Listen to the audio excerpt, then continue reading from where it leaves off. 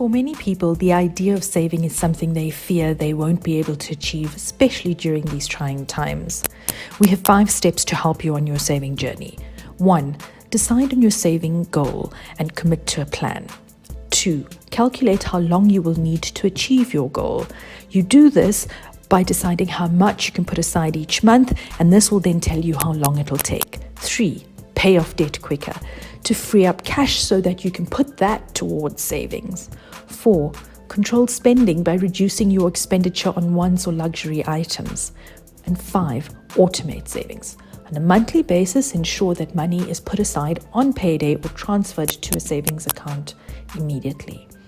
Changing your spending behavior and attitude can go a long way to help you achieve your saving goals. A more practical and manageable approach could make your journey a lot less overwhelming. It is also important to match your saving goals with suitable financial products.